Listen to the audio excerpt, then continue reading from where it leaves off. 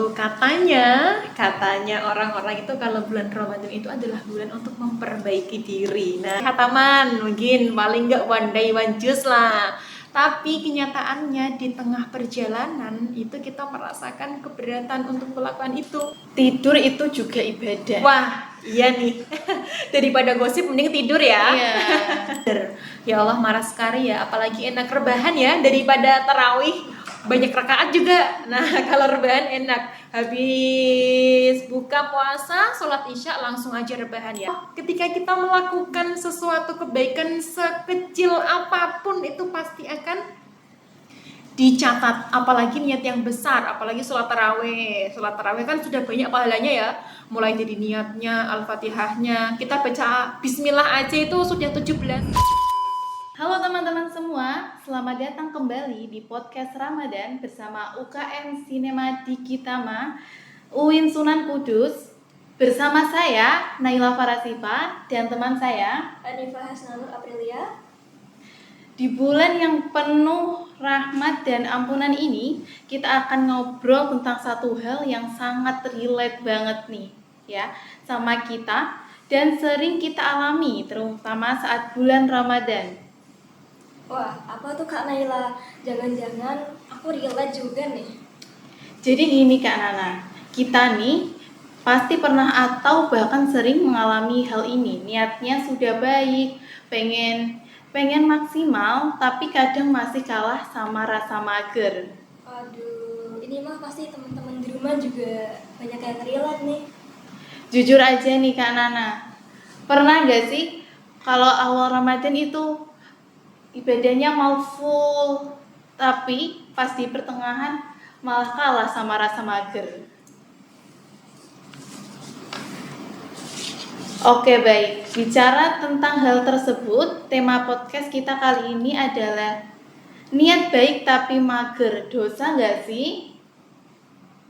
Dan sudah hadir bersama kita narasumber kita hari ini, yakni Ibu Kak Irma Noviana SPD CPS atau biasa kita sapa Kak Irma. Bagaimana nih kabarnya Kak Irma? Halo teman-teman, alhamdulillah kabarnya baik. Dari teman-teman gimana? Baik ya? Semoga baik-baik saja ya. Alhamdulillah. Alhamdulillah. Nah Kak Irma, di bulan Ramadan kali ini tuh kesibukannya apa sih? Kok masih semangat udah di bulan Ramadan ini? Ramadan di tahun ini ya? Iya. Oke, untuk tahun ini nanti untuk saya fokus di kepenulisan dulu. Karena di 2 bulan terakhir ini dan 2 bulan yang akan datang itu fokus ke penulisan untuk penulisan buku psikologi anak. Wah, jadi keren sekali. fokusnya di kepenulisan dulu ini teman-teman gitu. Oke, baik. Langsung saja kita masuk di pertanyaan pertama ya, Mbak. Oh, mohon maaf Kak. Iya. Oke, Kak Irma. Ramadan ini kan sering banget disebut sebagai bulan memperbaiki diri. Nah, dalam konteks Ramadan, bagaimana sih kedudukan niat dalam Islam? Apakah niat yang baik di bulan Ramadan punya nilai yang berbeda dibanding bulan lainnya? Oke, terkait niat ya teman-teman, apalagi di bulan Ramadan ya, selalu katanya orang-orang itu kalau bulan Ramadan itu adalah bulan untuk memperbaiki diri. Nah, pasti teman-teman juga merasakan seperti itu. Berkaitan dengan niat pada bulan Ramadan, ini adalah sesuatu yang memang harus ditanamkan dalam hati. Dimana niat itu kan biasanya nih kita ada niat yang baik dan niat yang buruk. Kira-kira nih Mbak moderator lebih ke niat baik atau yang buruk nih? Pastinya yang baik. Oh, alhamdulillah. Semoga teman-teman para view-nya dari Dikitama juga memiliki niat yang paling baik ya. Kedudukan niat di bulan Ramadan ini adalah memang harus tertanamkan dalam hati yang pertama. Karena dengan adanya niat yang baik itu akan menyalurkan kita untuk berperilaku baik juga. Jadi untuk menanamkan diri kita menjadikan niat yang baik itu harus ditata di hati yang bersih. Kalau kita memiliki niat yang baik, kedudukan niat dalam Islam itu adalah hal yang memang wajib dilakukan. Apalagi segala sesuatu itu dinilai berdasarkan niatnya. Nah, gitu kan. Apalagi kita dalam generasi milenial, teman-teman generasi milenial dan juga Gen Z dan juga Gen Alpha itu kan memiliki pemikiran yang berbeda-beda. Mungkin dalam kegiatan bulan Ramadan ini adalah kegiatan yang memang menakutkan atau kegiatan yang ditunggu-tunggu, bulan yang ditunggu-tunggu. Nah, itu kan tergantung dalam niatnya, seperti itu. Kalau dalam Islam sendiri sudah dijelaskan bahwasannya innamal a'malu binniyat, sesungguhnya segala sesuatu itu tergantung pada niatnya. Kalau niatnya baik, pasti akan mendapatkan pahala. Kalau niatnya buruk, belum tentu mendapatkan dosa. Tapi kalau misalkan baru saja niat kan belum tentu mendapatkan dosa, kecuali beda lagi kalau sudah dilakukan. Seperti itu.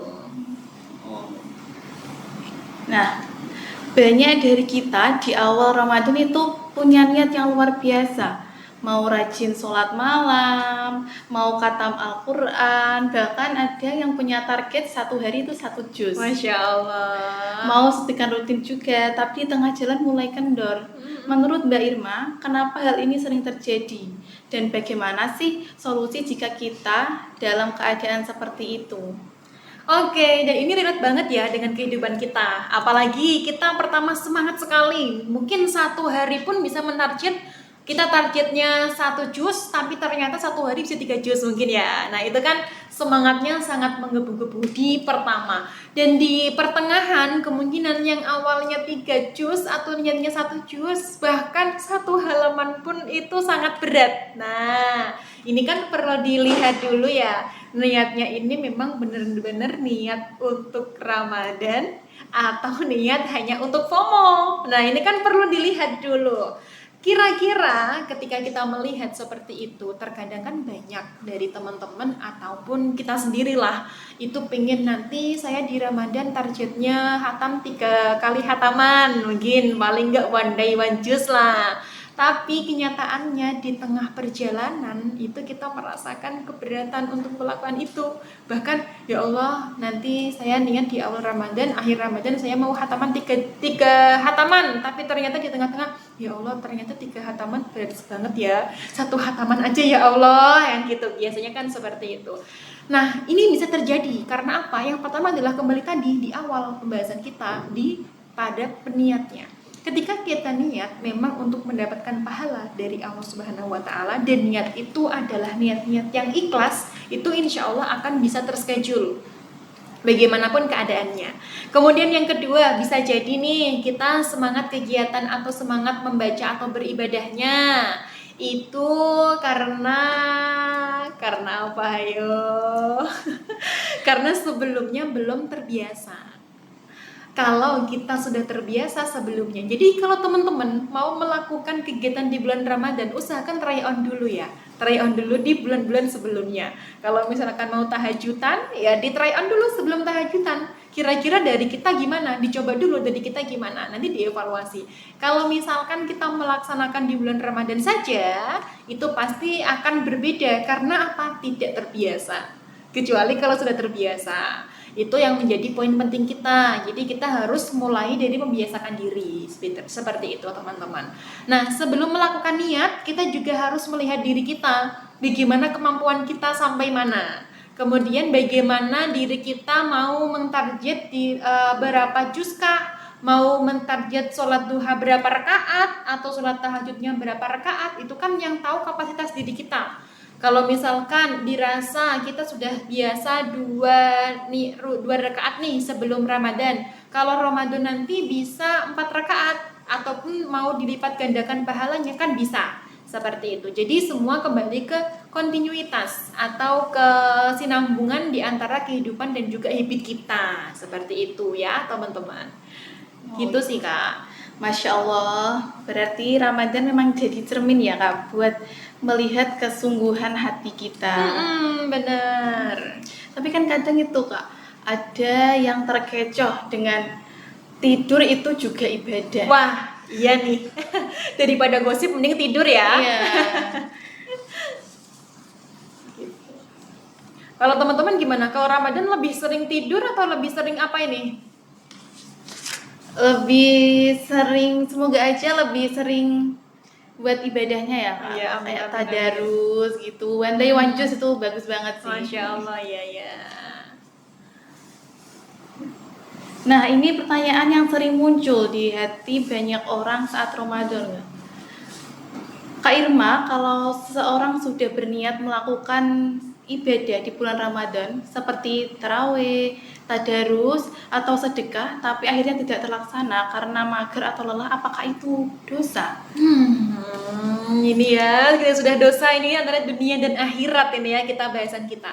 Oke teman-teman, berdasarkan analisa yang ada dan juga berdasarkan fokus yang ada, itu kan memang kita sering banget punya keinginan dan punya niat yang baik.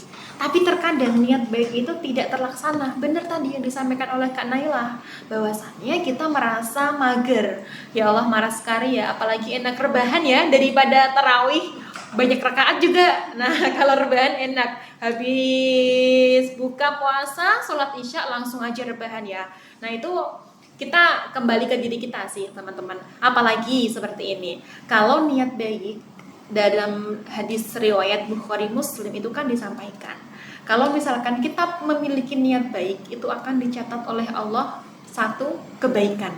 Tapi ketika kebaikan itu dilakukan, itu kan akan memiliki ketingkatan kebaikan itu, atau derajat pahalanya itu lebih bertingkat-tingkat, berkali-kali lipat, bahkan beratus-ratus lipat.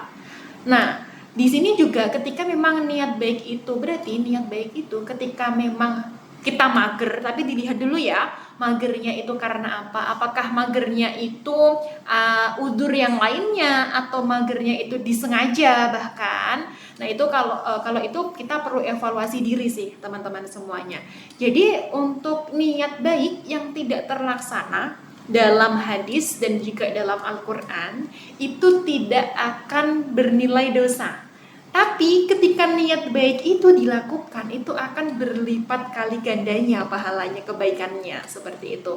Apalagi faman ya'mal mithqala dzarratin khairan yarah, faman ya'mal mithqala dzarratin syarran yarah. Ketika kita melakukan sesuatu kebaikan sekecil apapun, itu pasti akan dicatat. Apalagi niat yang besar, apalagi sholat tarawih. Sholat tarawih kan sudah banyak pahalanya ya, mulai dari niatnya, al-fatihahnya, kita baca bismillah aja itu sudah 17 huruf loh. Satu hurufnya kalau ibadah Ramadan kan dikali lipatkan 10 kali lipat kan katanya kan seperti itu. Berarti kalau ke 17 huruf, satu hurufnya 10 kali lipatan, kan kita sudah nabung 170 pahala. Wah itu jackpot itu untuk kita. Jadi ayolah kita sama-sama nabung kebaikan bersama gitu. Gitu. Berarti Ramadan juga mengajarkan kita tentang kasih sayang kepada Allah ya Mbak. Tapi tetap mendorong kita untuk berusaha lebih baik. Iya pastinya. Kalau Ramadan ini bulan penuh pahala, tapi justru rasa malas sering datang, pasti ada hikmah dan solusinya. Nah, menurut Kak Irma, bagaimana sih caranya yang diajarkan Islam untuk melawan rasa mager, khususnya di bulan Ramadan? Oke, untuk melawan rasa mager dalam dunia Islam, yang pertama kita kembali lagi, innamal a'malu binniyat, segala sesuatu kembali dengan niat. Dan niatkan kita beribadah hanya kepada Allah, tidak beribadah karena mau publik di status WhatsApp. Wah ini pahalanya nanti kita benar punya niat untuk 1 juz, one day one juz, tapi kita tambahkan untuk bukan syiar agama ya, tapi untuk pamer. Nah ini kan pahalanya akan berkurang gitu loh. Nah itu bisa menjadi hal poin penting yang kita harus lakukan. Seperti itu yang pertama. Kemudian yang kedua, untuk melawan rasa mager, teman-teman sebelum Ramadan atau di awal Ramadan, coba kita buat schedule. Jadi kalau saya tuh memiliki habit 5 tahun yang akan datang itu punya schedule. Jadi misal tahun 2026, setiap tahun itu saya ada schedule-nya. Januari saya harus apa, Februari apa, Maret apa, sampai dengan Desember. Begitupun 5 tahun yang akan datang. Dan ini out of the topic ya. Kemarin itu pas saya pulang ke rumah, saya lulus MA itu kan kisaran 6 tahun yang lalu. Teman-teman 6 tahun yang lalu kelas berapa? 6 tahun yang lalu masih SMP ya, Iya. kelas 9. SMP-nan lah ya. Nah pada saat itu saya itu nulis, saya pengen 5 tahun yang akan datang itu apa. Mulai dari saya juga nggak sengaja nulis ya, S1 pengennya beasiswa full, S2 pengennya beasiswa full. Dan itu 5 tahun kita schedule kita di awal itu ternyata terlaksana semua. di situ saya tuliskan semua. Saya pengen nulis buku ini, saya pengen beberapa kali bangun rumah gini lah. Itu 5 tahun ternyata schedule kita itu alhamdulillahnya terlaksana semua di 5 tahun itu. Dan saya buka itu sambil senyum-senyum ya, sambil nangis. Oh ya Allah, apa yang kita tuliskan dengan niat yang baik, dengan niat yang tulus itu ternyata juga terplanning. Nah, makanya kalau dalam dunia pendidikan itu kan ada yang namanya planning, organizing, dan juga monitoring sampai dengan evaluasinya. Jadi tulisan saya yang bertahun-tahun dulu kita juga evaluasi. Oh ternyata ini loh semua ke checklist. Mungkin ada yang nggak ke checklist nih, dan kita jadikan evaluasi seperti itu. Begitupun dengan Ramadan. Hampir setiap saat, mungkin ini pembelajaran ya teman-teman, atau nanti teman-teman boleh minta template-nya juga boleh, nanti saya akan kirimkan gitu loh. Jadi kita punya schedule setiap hari apa. Jadi saya tuh punya 1 tahun itu ada, misal katakanlah tahajud itu mulai Januari tanggal 1 sampai tanggal 31. Jadi setiap hari saya harus ngorek apa? Ngechecklist bulan journey saya. Jadi bulan journey saya, oh hari ini, jadi nanti kita bisa melihat hari 1 minggu Ramadan ini, oh apa ya yang harus kita evaluasi, apa yang harus saya evaluasi. Dan itu menurut saya lebih ke menanamkan kita dan menguji komitmen kita sih.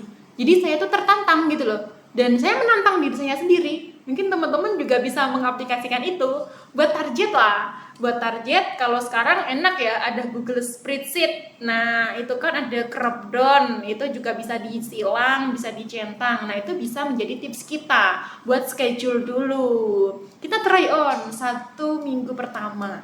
Apakah niat-niat kita itu bisa terlakukan semua atau ada hal yang perlu dievaluasi? Misal target kita di Ramadan kira-kira Kak siapa? Saya lupa, maaf namanya. Kak Nana, kira-kira nanti di Ramadan pengennya apa? Pengennya targetnya apa? Pengennya targetnya mungkin one day one juice. Oke, next. Bisa khatam mungkin lebih dari 3 kali. Lebih 3 kali, Masya Allah. Kalau Kak Naila, kira-kira apa targetnya? Selain mengaji mungkin? Lebih ke gak bolong puasa aja sih. Amin. Saya pernah nulis itu, dan alhamdulillahnya dalam 1 bulan itu saya nggak bolong. Bolongnya pas malam mau takbir. Tapi kalau cewek kan ada masa itu. Dan tipsnya ya diusahakan kalau headnya itu di akhir sebelum mau Ramadan. Nah, tapi kan itu nggak bisa di schedule ya. Saya dulu pernah, dan ya Allah, saya tuh jadi takut 1 bulan itu. Ya Allah, ini kok nggak bolong beneran, ini gimana ini? No, malah alhamdulillahnya pas malam takbir ini, untuk cowok-cowok boleh didengerin juga ya. Nanti juga diberikan tips nih untuk besti perempuannya mungkin ya. Nah itu, jadi pas hari itu saya overthinking ya, apalagi perempuan gitu loh, dan ternyata memang benar. Doanya ya Allah, setiap hari ya Allah, jangan bolong ya Allah, jangan bolong ya Allah. Puasa kemarin nggak bolong sama sekali. Baru sore habis buka puasa mau sholat taraweh berangkat sholat taraweh tidur. Nah itu, jadi saya pernah baca itu buku seperti ini. Apa yang kita pikirkan itu akan turun dari omongan, akan turun ke mulut, dan ketika turun ke mulut itu akan turun ke hati, dan ketika turun ke hati kita sudah ketiga semuanya sudah dilakukan, itu akan melakukan perbuatan. Dan afirmasi positif pada diri kita itu akan memunculkan kegiatan positif juga. Begitupun dengan sebaliknya, afirmasi negatif yang ada di diri kita itu akan memunculkan vibes yang negatif. Seperti itu. Kalau teman-teman pernah nggak lihat orang itu vibes-nya ya Allah adem sekali? Pernah ya? Apa ya amalannya gitu loh? Apa ya amalannya orang itu bisa adem sekali sama orang itu ramah banget gitu. Nah mungkin itu terlintas dari habitnya, dari kebiasaannya teman-teman. Dulu juga saya pernah ke psikolog terkait ya adalah hal-hal yang akan saya konsultasikan, dan saya disampaikan, coba kamu 1 hari sapa 5 orang aja. Tak jadwal, hari Senin saya sudah menyapa siapa aja, Selasa saya menyapa siapa aja, dan ternyata itu terbentuk dari sekarang. Kalau saya ketemu orang, oh monggo Pak, monggo Bu, kayak gitu, dan itu menjadikan habit kita. padahal hal yang kecil gitu, apalagi di bulan Ramadan gitu loh teman-teman. Jadi segala sesuatu kita fokuskan untuk meng-schedule dulu gitu. Kemudian yang kedua, kita jangan terlalu perfeksionis. Nah ini kadang apa, teman-teman yang Gen Z apalagi Gen Alpha sekarang kalau melakukan sesuatu itu pasti maunya yang semuanya berjalan dengan mulus dan perfect, dan tidak mau yang namanya ada kendala, iya kan? Pasti kakak-kakak juga seperti itu kan, maunya sesuai dengan planning, harusnya seperti ini. Nah, kalau misalkan kita terlalu perfeksionis, kita sudah overthinking dulu, tips yang ketiga ini tidak akan bisa terlakukan gitu loh. Tapi jalanin dulu aja yuk. Gitu loh. Jalanin dulu, nanti sambil dievaluasi gitu loh. Misal punya target tadi, Kak Nana punya target 3 juz. Wah, karena di tengah perjalanan kok malas banget. Tapi enggak apa-apa, dijalani aja. Bisa jadi rasa malas itu menjadikan ujian sebetapa imannya kita kepada Allah. Nah, itu, dan juga kembali kepada diri kita. Apakah kita akan mau menjadi pribadi yang lebih baik, atau kita hanya mau stuck nih di sini? Kita kan harus bisa menganalisa itu gitu loh. Dan yang tahu tingkatan pada diri kita itu siapa? Diri kita sendiri kan. Nah itu, jadi kita menyusun target juga di poin yang kedua tadi, menuju ke poin yang ketiga, kita juga harus bisa melakukan. Dan kita tidak harus perfeksionis. Nanti kalau misalkan hatamnya 3, kalau berarti 3 kali hataman 1 hari harus 3 juz ya. 1 hari harus 3 juz, itu kalau nggak bolong, iya kan? Nah mungkin di pertengahan jalan hanya bisa 1 juz, nggak apa-apa, jalani aja 1 juz itu. Bisa jadi nanti kalau misalkan kita sudah terisi lagi baterainya, kan tidak selamanya sehari kita harus 100% baterainya. Ada kalanya HP aja, ada kalanya 0%, 1%, kadang 100%, kadang 50%, kadang mati ya kan, ngasih ngedrop. Nah itu juga ibaratkan diri kita gitu teman-teman. Kita tidak selamanya 100%. Kalau misal 1 hari targetnya adalah 3 juz, tapi 1 hari itu kita hanya bisa 1 juz, tapi kan tidak tahu hari esok. Justru kita hari esok bisa 10 juz. Mungkin bisa jadi kan, karena kita kan nggak tahu besok energi kita itu berapa, energi kita berapa persen. Mungkin pada saat itu masih 30%, ya kita recharge lagi lah. Ngechargernya dari apa? Mungkin teman-teman dengan cara teman-teman ngabuburit bisa meningkatkan energi kita atau meningkatkan baterai kita, itu bisa. Itu ya, jadi yang pertama niatnya harus baik, yang kedua harus schedule dulu, yang ketiga perfeksionis itu boleh, tapi terlalu perfeksionis itu jangan dulu ya. Nanti kalau kita terlalu perfeksionis, nanti kita akan selalu overthinking. Nanti kalau nggak terlaksana gimana ya? Nah, kalau misalkan kita sudah menyusun target kok nggak terlaksana gimana kah? Kan seperti itu. Ya nggak apa-apa. Yang namanya kita kan hanya bisa berusaha. Semua itu kan sudah ada takdirnya. Semua itu kan sudah ada kapasitasnya. Kalau misalkan kita tidak nyampe 3, Kak Nana menargetkan 3 hataman, tapi cuman dapat 2,5 hataman, nggak apa-apa. Nggak apa-apa kan? Yang penting apa? Kita sudah coba. Kita sudah berproses, kita sudah menjalani proses itu tanpa adanya satu, yaitu putus asa. Beda lagi kalau misalkan kita berproses tapi kita dibaluti dengan rasa putus asa. Mungkin mah Kak Nana nggak sampai 2,5 juz, 1 juz aja ya, 2,5 hataman, 1 juz aja mungkin. Wah ya Allah, berat sekali gitu. Nah kalau bisa lakukan dulu mulai hal yang terkecil. Misalkan teman-teman punya niat nih 1 hari 1000 sholawat nariyah, katakanlah 1000 sholawat, tapi coba di try on dulu. 1 hari 100 dulu nih. Wah ternyata 100 kok keentengan untuk kita. Nah terus kita cobalah 200 dulu. Ternyata 200 kok masih enteng. Buat kita tambah lagi sampai kita menemukan titik, oh ternyata dengan sebanyak apapun itu yang kita sampaikan, apalagi sholawat kan tidak mengenal orang itu suci atau dalam keadaan hadas kan. Ya, itu kan dikir kan bisa dilakukan dalam keadaan apapun seperti itu, nggak berwudu pun boleh melantunkan lafaz-lafaz Asmaul Husna atau lafaz-lafaz yang baik itu kan kalimat thayyibah kan tidak harus dalam keadaan suci, tapi diusahakan untuk dalam keadaan suci dan menghadap kiblat. Itu teman-teman 4 tips yang bisa saya sampaikan. Dan yang terakhir teman-teman, tips dari saya, ketika sudah melakukan sesuatu, begitupun di bulan Ramadan, kita usahakan mengevaluasi di pertengahannya, atau kita jadwalkan seperti perkuliahan lah. Dalam satu semester ada yang namanya UTS, ya UTS-nya kita coba evaluasi dulu, nanti di 2 minggu pertama kita seperti apa, nanti 2 minggu ke selanjutnya kita seperti apa. Karena munculnya semangat di awal, merendah di akhir itu karena tidak ada refleksi. Nah, kalau kita ada refleksi dan kita tahu, sadar diri kita kurangnya di mana, itu pasti kita akan bisa memperbaiki, gitu loh.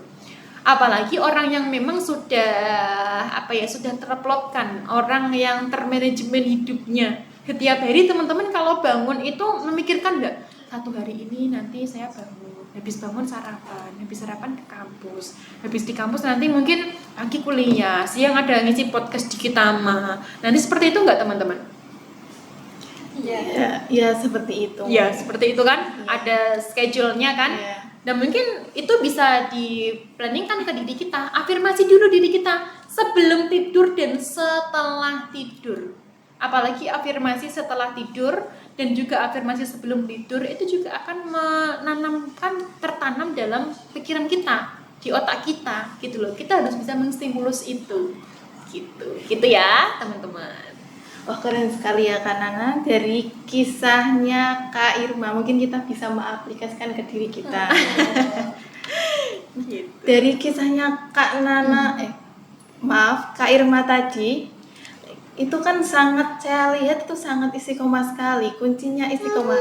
Apalagi saya sebagai Gen Z kan sering dikaitkan dengan mager, apa-apa mager, ini itu mager. Nah, kunci istiqomahnya Kak Irma itu apa sih? Kunci istiqomah ini pertanyaan yang menurut saya mudah, tapi jawabannya yang berat. Ya, pertanyaannya mudah, tapi jawabannya yang berat.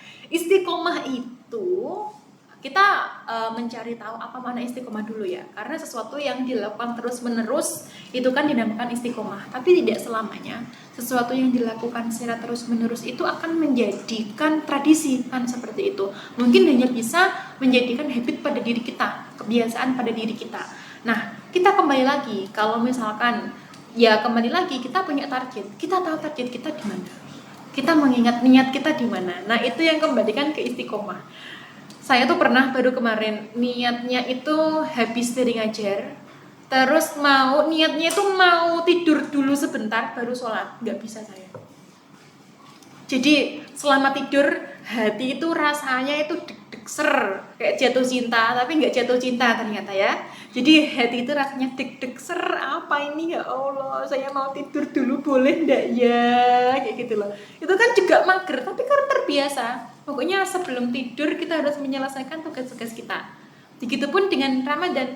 Misal teman-teman punya target nih, sebelum buka puasa harus memiliki planning 1, 2, 3, 4, 5 katakanlah. Walaupun tidak bisa 5 dulu, yang penting kita sudah melakukan 4. Misal kita sudah melakukan 4, paling enggak melakukan 3. Kalau misalnya tidak bisa melakukan 3, paling enggak melakukan 2.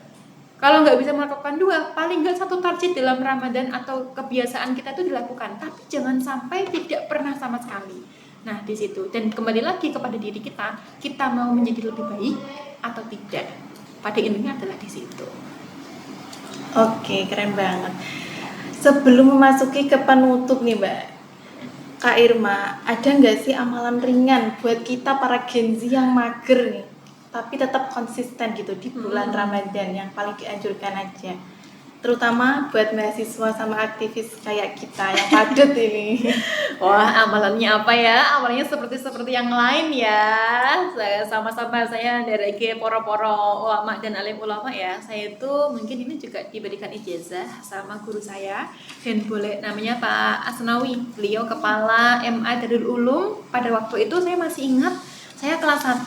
Dalam kegiatan apapun, setiap mau melakukan apapun untuk mengurangi rasa malas kita, itu ternyata untuk mengurangi rasa malas itu ada doanya loh. Kira-kira teman-teman ini udah tahu belum ya doa untuk mengurangi rasa malas ini? Belum tahu. Oh, belum tahu ya? Baru dengar, Mas. Baru dengar loh. Ada itu. Tidak hanya doa mau tidur, bangun tidur, mau makan, sebelum makan memakai pakaian, melepas pakaian, tapi doa menahan rasa malas itu ada. Doanya seperti ini, kurang lebihnya seperti ini. Nanti kalau misalkan ada makhraj yang salah atau harokat yang salah, dimaafkan ya. Doanya seperti ini, saya masih ingat dikasih ijazah beliau. Allahumma inni a'udzubika minal ajzi wal kasal wal harami wal bukhl wa a'udzubika min syarrihi wa a'udzubika min syarrihi wa min qablatil mahya wal mamat. Kurang lebihnya seperti itu. Dan di situ tidak hanya meminta untuk dijauhkan rasa malas, tapi juga menjauhi rasa dijauhkan, diberikan ketenangan juga ya, dijauhkan dengan rasa malas juga ya, kemudian diberikan kemudahan di masa tuanya juga ya, dan mungkin itu bisa dilakukan juga sih untuk teman-teman. Dan itu yang saya lakukan setiap hari, setiap bangun tidur pasti berdoa seperti itu gitu. Nanti ada kok, nanti bisa di-share aja kalau misalkan kayaknya apabila kurang tepat ataupun apa, bisa di-share aja. Itu riwayatnya Bukhari dan Muslim seperti itu doanya. Jadi yang diajarkan oleh Rasulullah seperti itu gitu ya teman-teman. Wah, keren banget. Dari yang saya lihat dari kisahnya Kak Irma ini kok nggak ada ya kata mager ya sepertinya ya. Mager itu pasti ada ya, tapi bagaimana diri kita itu untuk mengemas magernya itu seperti apa gitu. Masya Allah, nggak terasa ya teman-teman, obrolan kita hari ini benar-benar menghangatkan hati di bulan Ramadan. Dari awal nih kita udah berbincang-bincang terkait permasalahan yang sering dihadapi, terutama di bulan Ramadan. Semoga jawaban dari Mbak Irma tadi dapat menjawab keresahan kita nih dalam menghadapi permasalahan. Niatnya sudah baik, pengen ibadah maksimal, tapi masih kalah sama rasa mager. Mbak Irma juga telah memberikan solusi, rekomendasi amalan-amalan terkhusus bagi kita para mahasiswa yang masih aktif berkegiatan di kampus di bulan Ramadan. Semoga dapat memotivasi kita dan dapat bermanfaat untuk kita semua Amin, di bulan Ramadan dan di iya. bulan-bulan selanjutnya. Amin ya Allah. Terima kasih juga kami ucapkan kepada Kak Irma atas waktu, ilmu, motivasi, dan pengingat yang sangat bermakna. Wah, udah banyak banget ya ilmu yang kita dapat dari ini. Sama-sama belajar ya teman-teman. Insya Allah. Semoga Ramadan kali ini menjadi Ramadan yang bermanfaat dan menjadikan kita pribadi yang lebih baik. Jangan remehkan niat baik dan jangan lelah untuk melangkah. Meski pelan, karena setiap usaha di bulan Ramadan dicatat sebagai pahala. Betul Iya, kan? benar sekali. Saya Naila Farasifa Dan saya Hanifah Hasanur Aprilia pamit undur diri. Sampai jumpa di podcast selanjutnya. Tetap semangat beribadah dan berbuat baik. Agak cuma di bulan Ramadan, namun juga di bulan-bulan yang lainnya. Cukup sekian dan terima kasih telah setia mendengarkan sampai akhir. Wassalamualaikum warahmatullahi wabarakatuh. Waalaikumsalam warahmatullahi wabarakatuh. Terima kasih ya teman-teman. Keren.